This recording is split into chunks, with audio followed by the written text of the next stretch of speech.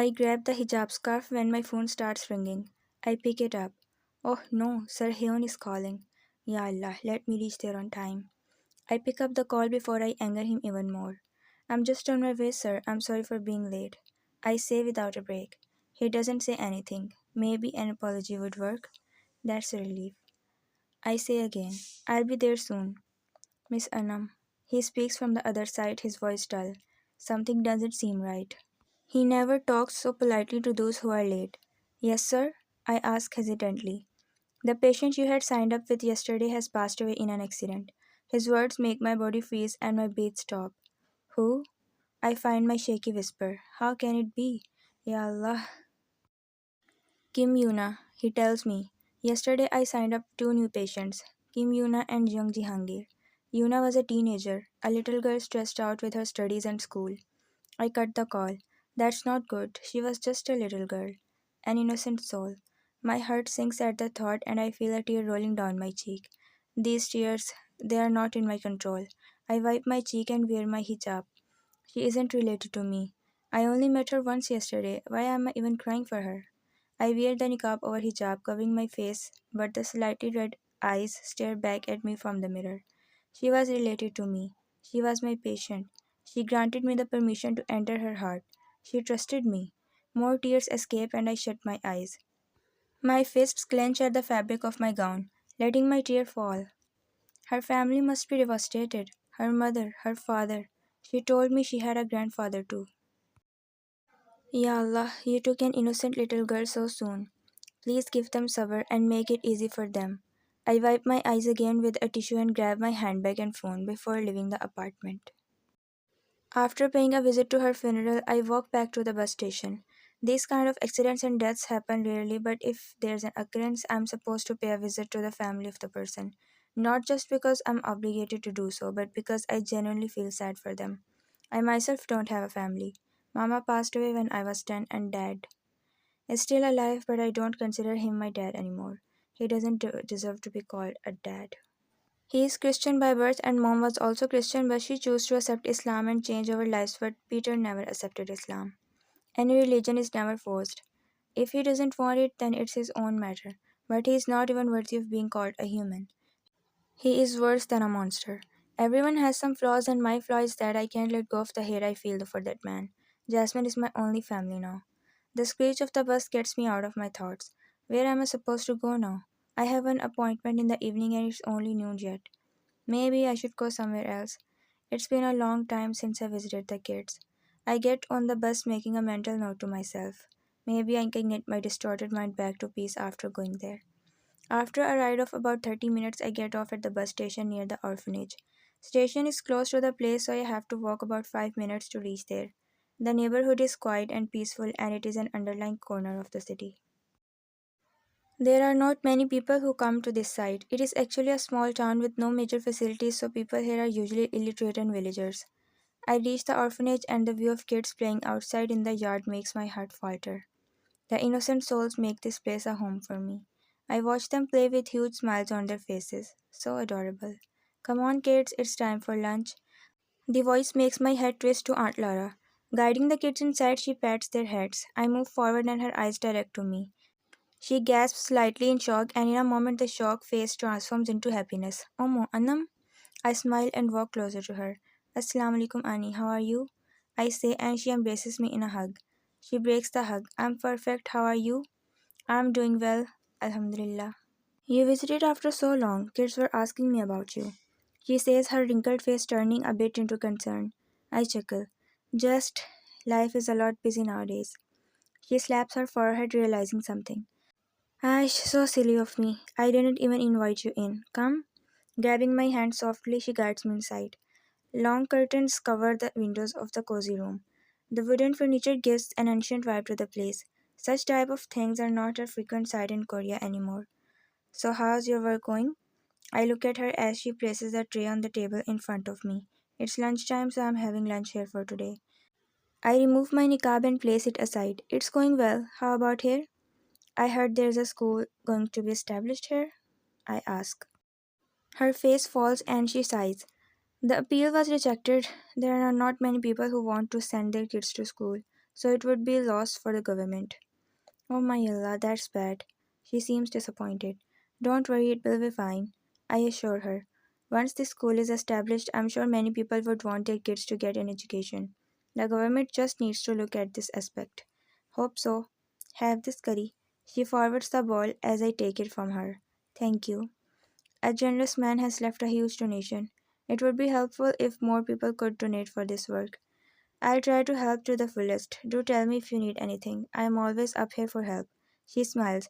Hey yo, you're always so humble, Anam. How can a kind person like you exist? She chuckles, making me smile too. Don't say that. It's not my goodness that I do this. It's only Allah's mercy on me that He lets me spend the money He gave me for His sake. Angels really do exist in the form of humans, she says, making me blush slightly. Do I really deserve such praise? She gets up from the couch. I'll go check on the kids. Mary must be tired handling them alone. I'll tell someone to send the prayer mat to the upper room. It's going to be the time of your prayer, right? I nod. It's time for Zohar. None of the people here is Muslim, but all of them are humble and respectful. It touches my heart deeply when they especially take care of the halal and haram for me.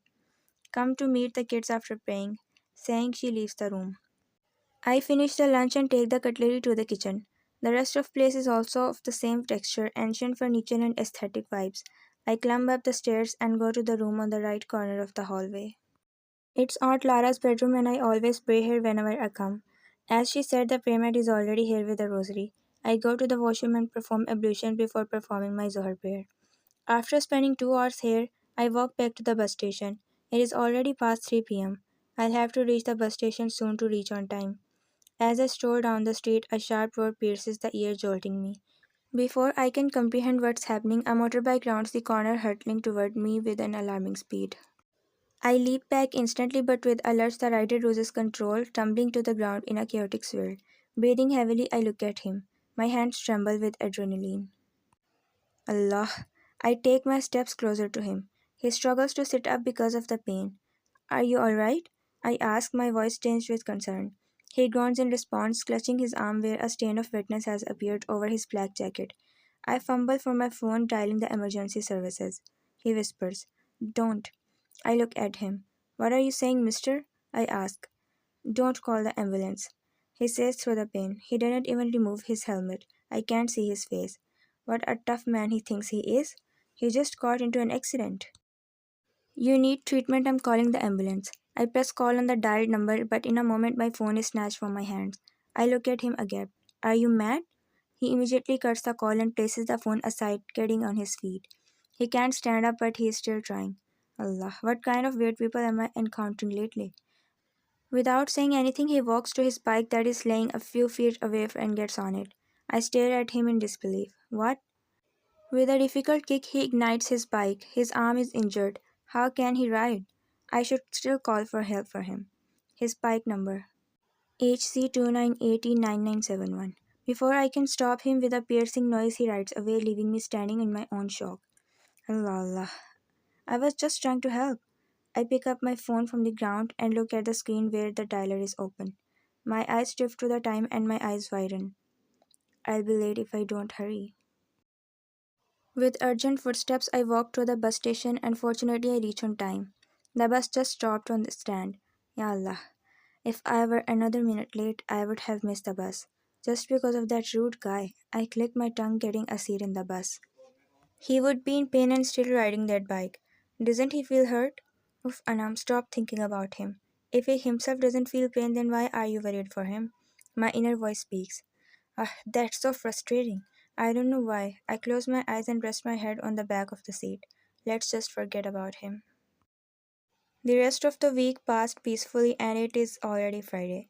I open the door of the apartment and enter inside. The lights are already ignited in the whole house. Jasmine probably didn't go for group studies. Assalamu alaikum, I'm home. I say loudly, removing my shoes, but no response comes back. Did she already sleep? It's not even Isha time yet. I walk to my room and change my attire. After freshening myself up, I go out and my feet drag me to Jasmine's room. I should at least check on her. Opening the door of her room, I go inside and my feet stop witnessing the scenario. Jasmine is sitting on her bed with her laptop in her lap, a packet of chips in her hands as she munches on the stuff in her mouth but stops when she sees me. Anam? She seems so shocked.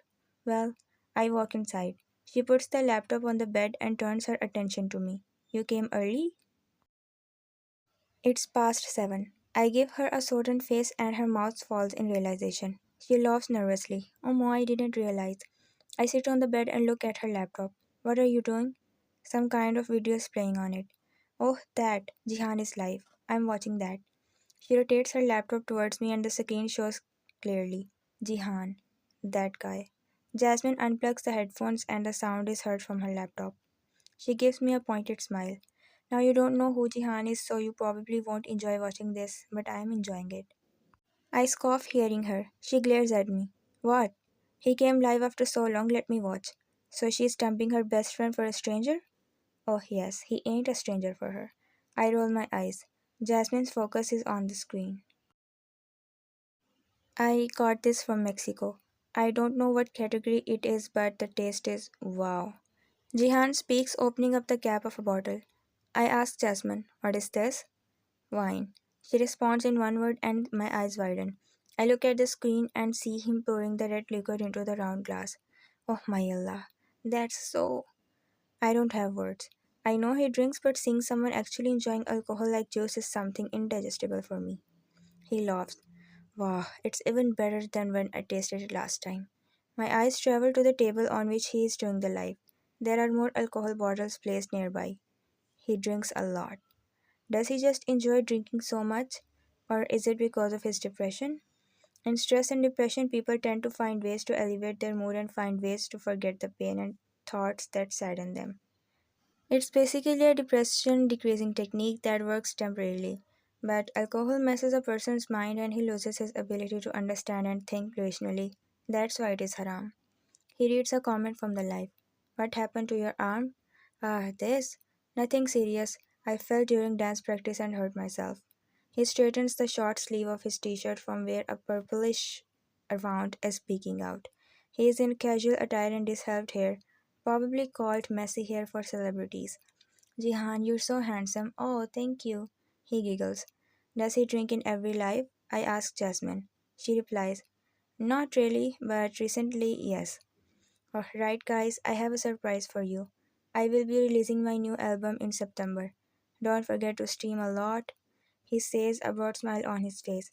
Anyone who doesn't know him personally would feel he is so happy, but no one knows what is actually going on in his mind. Depression teaches people to bring on a perfect smile, and psychologists are the only people with whom people share their darkest secrets that they don't share with anyone else. He reads another comment. What is your favorite song? I like all of my songs, but Lost Tonight is my favorite. It reminds me of my old self. I've changed a lot since my debut, right? He chuckles, leaning on the table in front of the camera. His chin rests on his arm as he reads more comments. What is kept beside you? What is it?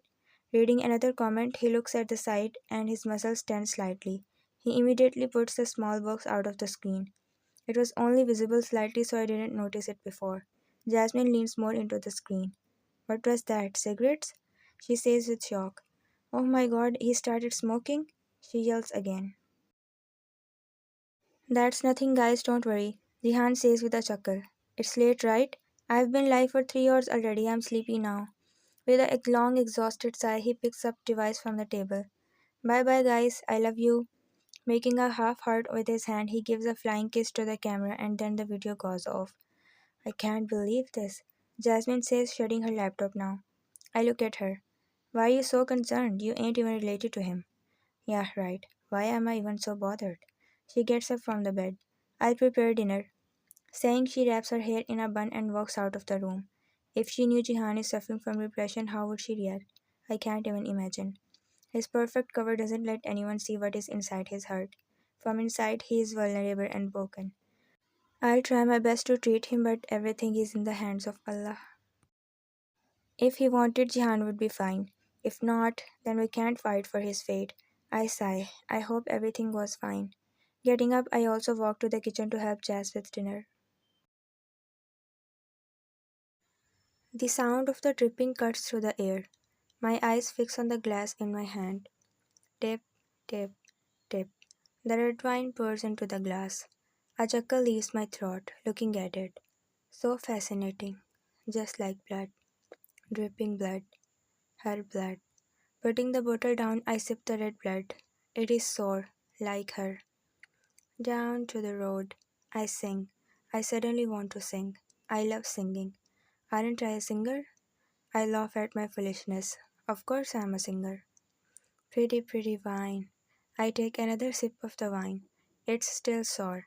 Why doesn't it taste sweet? I don't like it. I slam the glass on the table. I don't want wine. I want blood. Her blood. But I can't drink her blood. It would taste ew, just like her face. The door knocks. Jihan, open the door. Door knocks. I laugh. So funny. I stand up, but my eyes shut and everything spins around me. I stumble, but before falling, I hold whatever comes in my hand. Ah, my head hurts. The weekend restores as fast as it was gone. I shake my head. It's the alcohol. I'm drunk. I laugh again. I'm drunk. Yeah. I grab the wine glass. I want to drink more. Again the door knocks. Jihan, are you hearing me? Why doesn't he just leave me alone? I slam the glass back and walk to the door. This useless idiot. I unlock the door and glare at him. Why are you bothering me? I slurp out, wiping my wet lips. Are you drunk? My handsome manager says, making me laugh. No, do I look drunk? I'm not drunk. He thinks I always drink only. His shoulders slump in disappointment. Jihan, he says slowly. He starts saying something but stops. I know what he's going to say. I chuckle. Come on, say it. He sighs and hands me his phone. Madam wants to see you. I glance at the phone where a call is ongoing. Miss Rihanna is displayed on the screen. Grabbing the phone, I throw it on the floor, breaking it into pieces. Are you mad? Tejin kneels down and grabs up 3 pieces of his phone. Are you going to take me to her or I should go by myself? I ask him. He glares at me, ready to start a fight but doesn't. His lips purse tightly as he murders me through his gaze. Madam is already in a bad mood and your stunt will just anger her more. Do I care? I roll my eyes at him.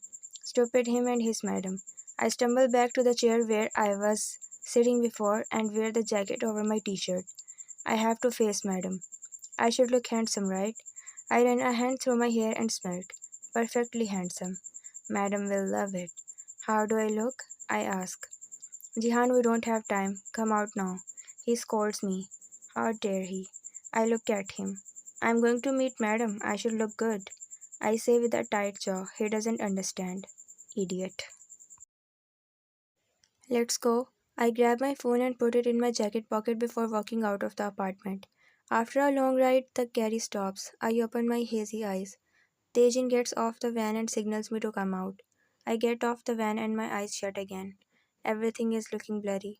It's so bright here. My eyes hurt. My head hurts. Are you okay? Tejin asks, holding my arm.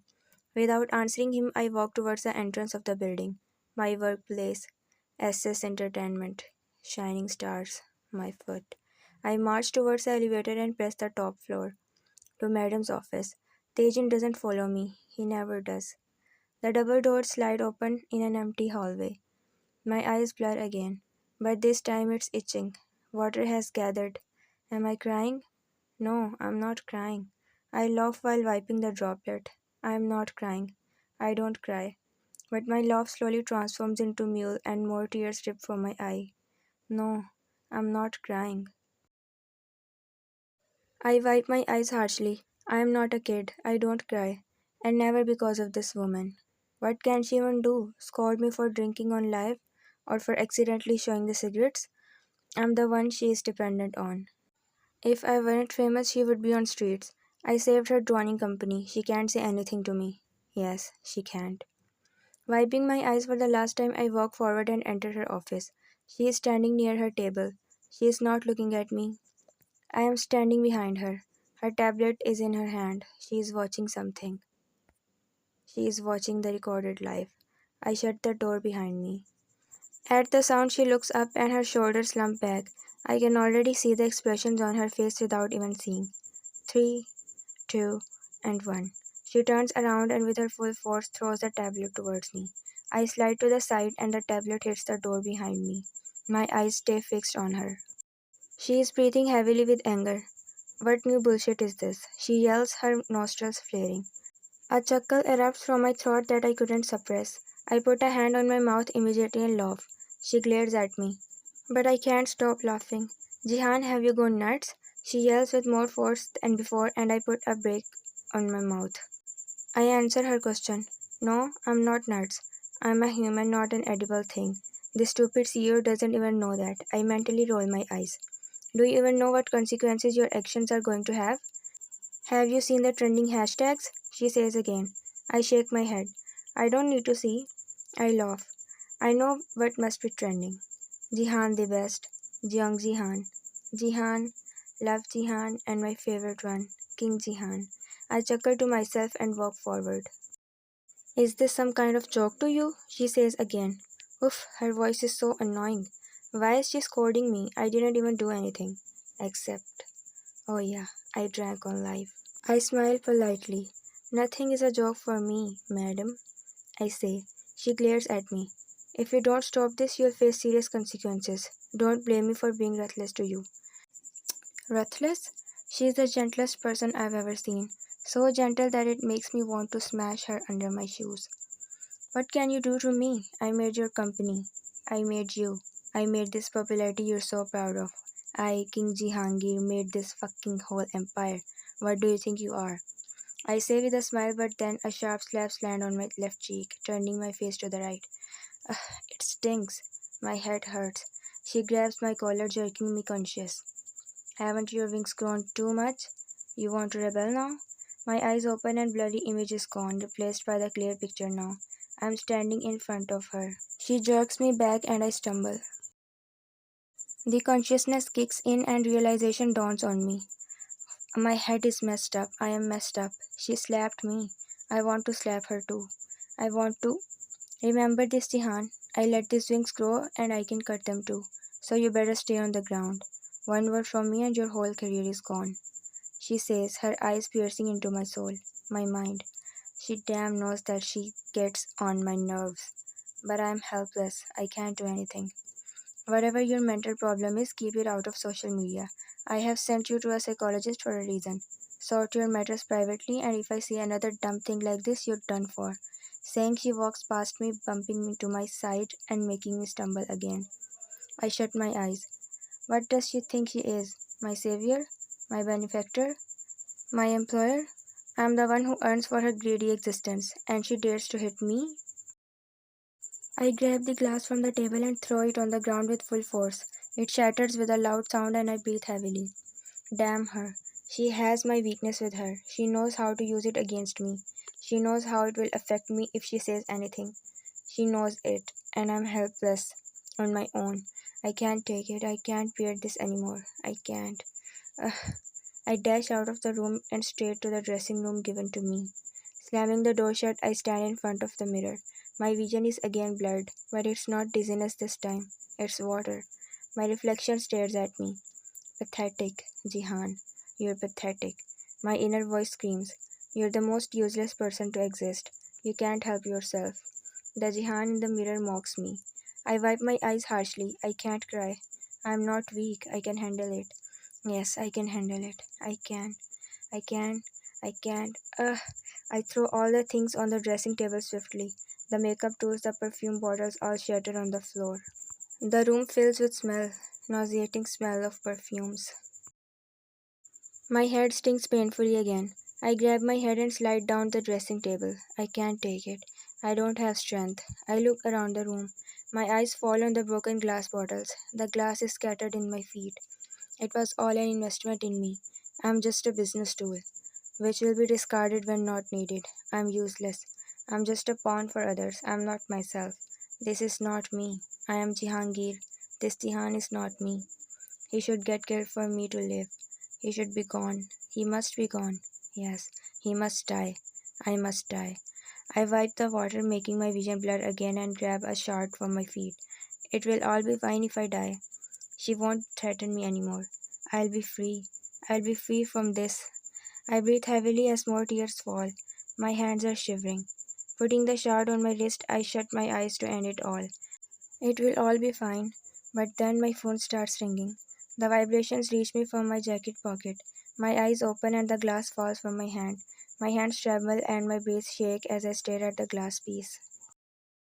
The phone keeps ringing. I don't blink. I don't move. I can't move. I inhale deep breath. The phone rings again. I pull it out from my pocket. Unknown is written there. I attend the call and bring the phone to my ear. Mr. Jihan? The angelic honey voice speaks from the other side. I called you to remind you about the session today. Make sure to be on time, sir. She speaks, her gentle tone invading my senses unwantedly. And she saved me from my demons. Once again. Just like an angel for the help of a devil.